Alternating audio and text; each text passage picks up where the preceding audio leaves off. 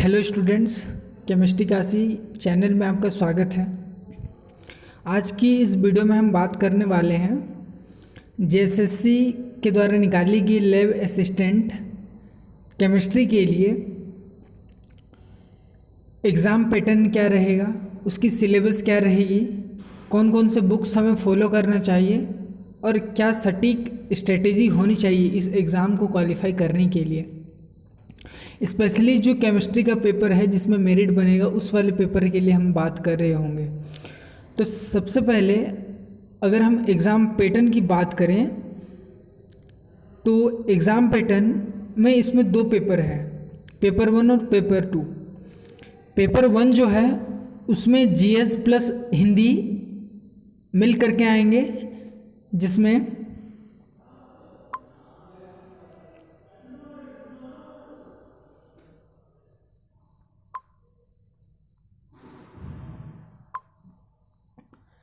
जिसमें जीएस के 50 मार्क्स के रहेंगे और हिंदी के 50 मार्क्स के रहेंगे और उसमें से 33% मतलब 33 मार्क्स जो होगा वो क्वालिफाइंग मार्क्स होगा। मतलब वो जब क्वालिफाई करेंगे तभी आपका जो पेपर 2 होगा, पेपर 2 को चेक किया जाएगा जिसमें मेरिट बनता है। तो पेपर 2 जो हमारा केमिस्ट्री के पेपर है उस वाले पेपर पे मेरिट बनेगा और उसमें हमको मिनिमम 50% लाना अनिवार्य है। और जो अनुसूचित जाति या फिर जनजाति से बिलोंग्स करते हैं उनके लिए 45% मिनिमम इस पेपर 2 में लाना अनिवार्य है, तभी जा कर के जो है इस पर आपका मेरिट बनेगा। तो ये था एग्ज़ाम का पैटर्न। तो आगे हम बात करते हैं कि केमिस्ट्री वाले पेपर के लिए सिलेबस क्या है इसका।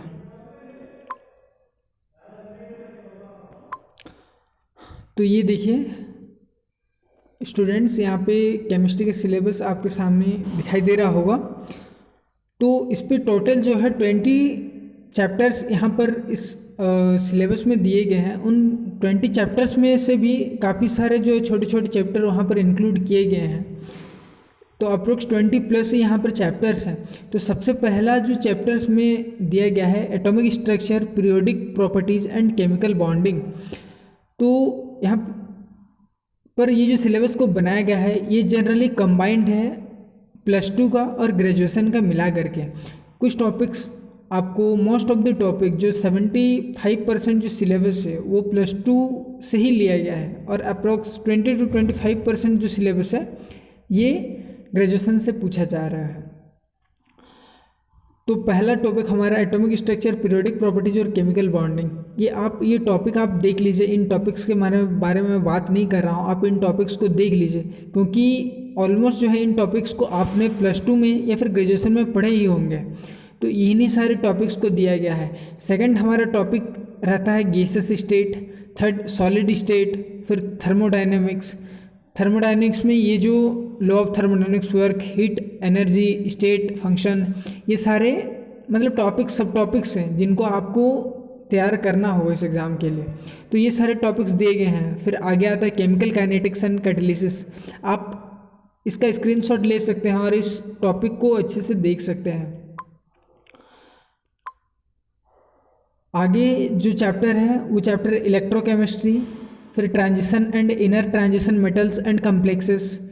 फिर आता है non aqueous solvent, photochemistry, hard and soft acid and bases, structure and bonding, mechanism of organic reactions. तो आप ये स्क्रीनशॉट ले लीजिए। अगर हम इन सब टॉपिक्स के बारे में भी बात करेंगे तो ये जो वीडियो है काफ़ी लंबी हो जाएगी, तो इसीलिए आप इसके स्क्रीनशॉट ले करके आप इसे देख सकते हैं। आगे आते हैं stereo chemistry of organic compounds, organometallics compounds, organic synthesis via enolates, carbohydrates, polymers, study of following types of organic compounds, जिसमें हम लोग एल्केन्स, साइक्लो एल्केन के बारे में बात करें पढ़ना है, साइक्लो एल्केन्स के बारे में पढ़ना है, एल्किन्स, डाइन्स और एल्काइंस के बारे में पढ़ना है, उसका मैकेनिज्म क्या होता है, उसका डिहाइड्रेशन अल्कोहल्स कैसे बनता है, उसका सिंथेसिस का पूरा प्रोसेस, तो ये सारी पढ़ना पड़ेगा। और बाद में जो ओजोनोलाइसिस हो गया, हाइड्रोक्सिलेशन, ऑक्सीडेशन विथ KMnO4, तो ये सारे टॉपिक्स जो है कुछ ग्रेजुएशन के टॉपिक्स को भी यहाँ पर इंक्लूड किए गए हैं। तो हमें ध्यान रखना पड़ेगा जब भी हम पढ़ेंगे तो इंटर के जो भी टॉपिक्स होंगे उन सिलेबस को तो हम कंप्लीट करेंगे ही, साथ में हमारे जो ग्रेजुएशन का टॉपिक है उन टॉपिक्स को भी हम लोग कंप्लीट करते जाएंगे। यहाँ पर एरिन्स एंड एरोमेटिसिटी, जो हकल्स रूल्स, जनरली ये जो ग्रेजुएशन में ये होता है, MO diagram, anti aromatic, aromatic, ये सारे स्टडी ऑफ सम रिएक्शन, ये कुछ नेम रिएक्शन है जो मेनली ग्रेजुएशन में हम पढ़ते हैं। पिनाकोल, पिनाकोलन हो गया, एल्डोल हो गया, परकिंस हो गया, तो ये सारे नेम रिएक्शन जो है ये भी हमें पढ़ने पड़ेंगे। और लास्ट में आता है 20 नंबर जो चैप्टर, ये स्पेक्ट्रोस्कोपी। मतलब स्पेक्ट्रोस्कोपी के बारे में हमारा एक जनरल आइडिया होना चाहिए, जिसमें यूवी के बारे में हम जानेंगे, आईआर के बारे में, एनएमआर, मास और ईएसआर के बारे में हमारा एक बेसिक कॉन्सेप्ट जो इसके बारे में हमें जानना ज़रूरी है। तो जनरली जो एग्ज़ाम में आते हैं, मतलब क्वेश्चंस जो बनते हैं ये बहुत टफ नहीं बनते, लैब असिस्टेंट के एग्ज़ाम में बहुत टफ नहीं बनते। अगर आप दिल्ली बोर्ड या फिर राजस्थान बोर्ड के पेपर को एनालाइज करेंगे तो काफ़ी टफ नहीं पूछते हैं। बेसिकली 11th 12th या फिर ग्रेजुएशन के जो बेसिक्स पार्ट हैं वहाँ से पूछे जाते हैं। तो इसीलिए आपको तैयारी उस तरीके से रखनी है, बहुत ज़्यादा डीप में भी नहीं पढ़ना है और बहुत ज़्यादा लो भी नहीं पढ़ना है। बेसिक्स को क्लियर करते हुए जाना है और क्वेश्चन बनाते जाना है, तो इससे आपकी जो है तैयारी निरंतर चलते रहेगी। तो आगे हम बात करते हैं कि कौन कौन से बुक्स आपको फॉलो करना चाहिए। देखिए इसमें टॉपिक्स तो काफ़ी सारे हैं, लेकिन जैसा कि आप लोगों ने देखा कि काफ़ी सारे टॉपिक्स 11th और 12th से है, तो मैं ये रिकमेंड करता हूँ कि आप पहले 11th और 12th की जो भी NCERT की बुक्स आती है उस NCERT के बुक्स को ही फॉलो करें, उसी को थ्रूली पढ़ें, उसी से नोट्स बनाएं और उसी के जो भी कुछ क्वेश्चन हैं जो चैप्टर के बीच में होते हैं उन सबको सॉल्व करें और उसके बाद उसी को रिवाइज करिए। लेकिन जो कुछ ग्रेजुएशन के चैप्टर हैं, जैसे यहाँ पर इनोलेट के बारे में था, स्टीरियो केमिस्ट्री के बारे में था, स्ट्रक्चर एंड बॉन्डिंग में जो कुछ टॉपिक है, जो मेजर कुछ ग्रेजुएशन वाले टॉपिक्स आते हैं, इनको नॉन एक्वस सॉल्वेंट आ गया, तो इन सारे टॉपिक्स की तैयारी कैसे करेंगे। तो इन सारे टॉपिक्स की तैयारी के बारे में आप ना सोचिए, इन सारे टॉपिक्स को मैं जो है इस चैनल पे, केमिस्ट्री काशी चैनल पे आगे आपको वीडियो में देता रहूँगा, जिसकी तैयारी आपको हो जाएगी। इसके लिए आपको कोई भी बुक्स पढ़ने की ज़रूरत नहीं है। जैसे यहाँ पर नेम रिएक्शन दिया गया है, नेम रिएक्शंस की ये ग्रेजुएशन के टॉपिक्स है, तो इन सारे टॉपिक्स को मैं जो है इस वाले चैनल पे मैं आपको रेगुलर अपडेट देता रहूँगा, आपको रेगुलर वीडियोज़ देता रहूँगा। तो आप इस वीडियोज़ को देखते हुए भी आपकी तैयारी को आप कर सकते हैं। और साथ ही साथ जो कुछ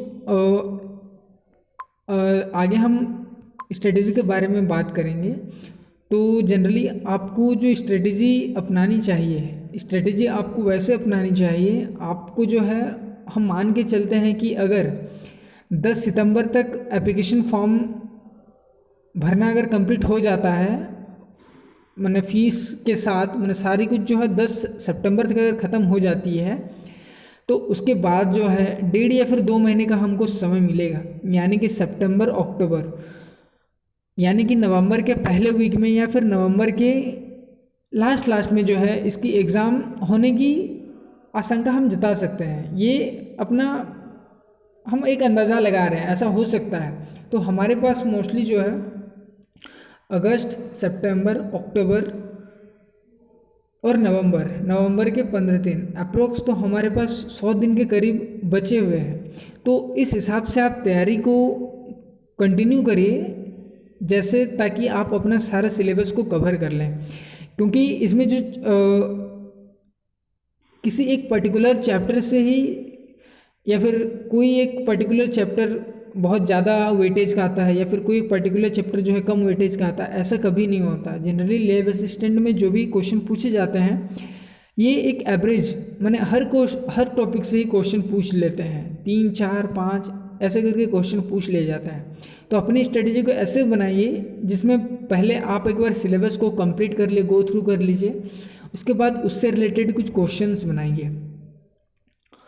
और हाँ, अगर आपको जो है फिजिकल पसंद आता होगा या फिर ऑर्गेनिक पसंद आता होगा, तो जो सभी टॉपिक आपको पसंद आता है उस टॉपिक को आप सबसे पहले उठाइए और उस वाले टॉपिक को ख़त्म करने के बाद आगे वाले टॉपिक को कंटिन्यू करिए। तो केमिस्ट्री क्लासेस चैनल पे आगे हम मंगलवार की रात 8 बजे से हम लोग डेली जो है हम लोग पढ़ने वाले हैं। जो भी लैब असिस्टेंट केमिस्ट्री की पोस्ट पर जो भी सिलेबस है उनके चैप्टर्स को हम लोग मंगलवार रात मतलब शाम के 8 बजे से हम लोग जो है पढ़ने वाले हैं। तो आप जो है इस चैनल पर आकर के जो भी वीडियोज़ को देखिए और आप अपनी तैयारी केमिस्ट्री क्लासेस के चैनल से भी कर सकते हैं। तो आज की वीडियो हम इतना ही बात करते हैं। आगे हम लोग मंगलवार की शाम 8 बजे मिलते हैं। जो हमारा पहला टॉपिक होगा वो गैसेस स्टेट का होगा। हम गैसेस स्टेट से अपना लेक्चर को स्टार्ट करेंगे और अपनी तैयारी को कंटिन्यू रखेंगे। धन्यवाद।